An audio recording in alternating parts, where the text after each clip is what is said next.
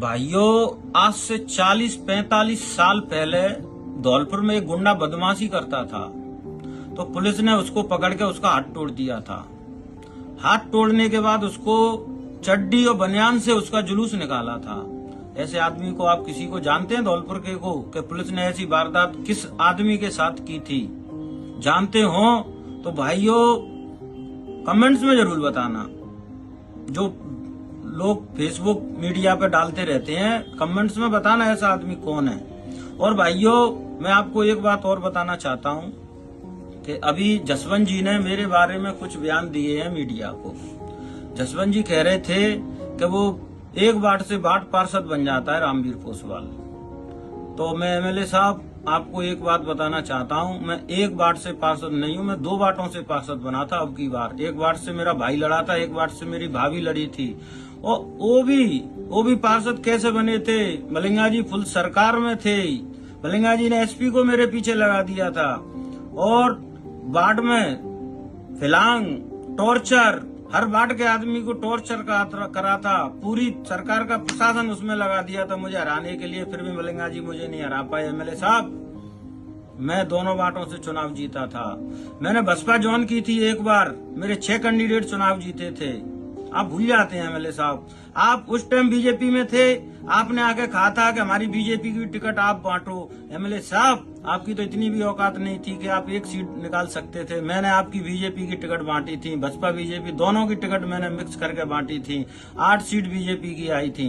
भाइयों, मैं एमएलए साहब से एक बात और पूछना चाहता हूं। जो एमएलए साहब समाज की दुआई देते हैं, समाज में इनका कुछ नहीं है, समाज में ये जाते आते नहीं है, समाज इन्हें मानता नहीं है, तो एमएलए साहब आप इतना याद रखो, हम समाज के लिए ही जीते हैं, हम समाज के तेसी हैं। समाज को हमने कभी पीठ नहीं दी है, हमारी आपसे लड़ाई थी, इसीलिए हमने आपका साथ नहीं दिया। भाइयों, मैं एक बात और पूछना चाहता हूं। इस एमएलए ने मेरे से 2018 के चुनाव में पैसे उधार लिए थे। इसने मेरे से पैसे उधार लेने के बाद इसने मेरे पैसे नहीं लौटाए। ये आदमी मेरे पैसे खा गया था, इसीलिए मैंने इसका साथ नहीं दिया।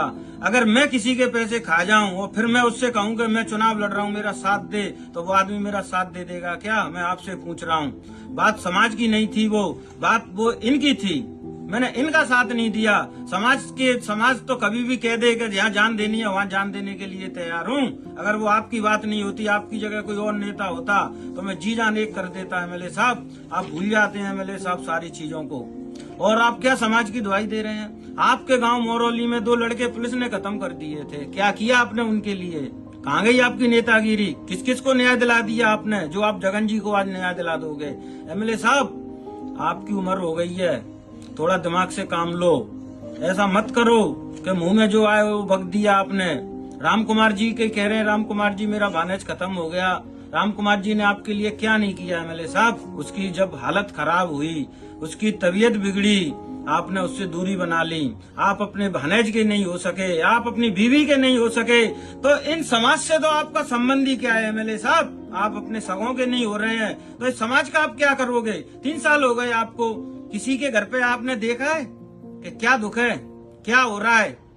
जो बाड़ी ने आपको सबसे ज्यादा वोट दिए, उस बाड़ी में कभी देखा है कि बाड़ी कैसी हालत में रह रही है? घोटू घोटू पानी भर रहा है बस्ती के अंदर, बाड़ी के अंदर, कैसे लोग घर में रह रहे हैं। आपने इस पे कभी गौर नहीं दिया एमएलए साहब। और आप मेरी क्या कह रहे हैं? मलिंगा मुझे चेयरमैन बना देगा, मैं मतलब ये हो जाएगा? एमएलए साहब, आप भूल रहे हैं, मैं कोई चेयरमैनी के लिए तैयारी नहीं कर रहा हूँ। मैं तो चुनाव लड़ूंगा एमएलए का, और डंके की चोट पे लड़ूंगा। जो भी प्रतिद्वंदी सामने आएगा उससे लड़ूंगा, चाहे मलिंगा जी हो, चाहे आप हो, चाहे कोई भी हो। चुनाव लड़ूंगा और बैठूंगा, और नहीं, इतना और याद रख लेना एमएलए साहब, आप इस गलत फहमी मत रहना कि मैं बैठ जाऊंगा। कभी गलत मत सोचना इस चीज को कि मैं बैठ जाऊंगा। और एमएलए साहब, मैं आपको एक बात और बता दूं। एमएलए साहब, आपका खेल खत्म हो चुका है एमएलए साहब, थोड़ा दिमाग से काम लो। पुलराज जी के बारे में आप कह रहे थे, 4 कैंडिडेट सरपंची का चुनाव लड़ते हैं, वो चौथे पे आते हैं, तो सरपंच साहब उनके कर्म चौथे पे लाते होंगे। अब ये तो उनको पता है कि चौथे पे आते हैं कि वो पहले पे आते हैं कि दूसरे पे आते हैं। ऐसा तो हो नहीं सकता भाई। उनके कर्म आज खराब होंगे तो वो चौथे पे भी आ सकते हैं, अगर उनके कर्म अच्छे होंगे तो वो फर्स्ट भी आ सकते हैं। तो ये तो कोई बात नहीं हुई। आप अपनी समाज में विद्रोह फैला रहे हैं, कभी आप मेरी बुराई कर देते हैं, कभी आप कुर्राज जी की बुराई कर देते हैं। और एमएलए साहब, मुझे तो अभी 1 ही महीना हुआ है, 1 ही महीने में आपकी जबान पर मेरा नाम आ गया। धन्य हो एमएलए साहब, मेरे लिए तो बहुत बड़ी बात है कि आप मीडिया में मेरा नाम ले रहे हैं। एक छोटे से पार्षद से, वो भी पूर्व पार्षद से आप इतना डर रहे हैं। एमएलए साहब, अभी तो काफी समय डला है विधानसभा के चुनाव में, आपको तो बीमारी पड़ जाएगी। आप दवाई खाइए, मेरे बारे में सोचना बंद कीजिए और समय के ऊपर छोड़ो, क्या होगा अभी से इतना क्यों सोच रहे हो। एमएलए साहब, दवाई ले लो, अच्छा रहेगा। वैसे ही आदमियों की कमताई होती चली जा रही है समाज के अंदर दिन पे दिन। कहीं भगवान ना करे कोई ऊंच नीच हो जाए। एमएलए साहब, आप तो मस्त रहा करो, इतना टेंशन क्यों ले रहे हैं। वो भी मुझसे टेंशन ले रहे हैं, ऐसे टेंशन लोगे तो कैसे चलेगा। अभी तो 2.5-3 साल बची हैं चुनाव की। एमएलए साहब, चुनाव तो मैं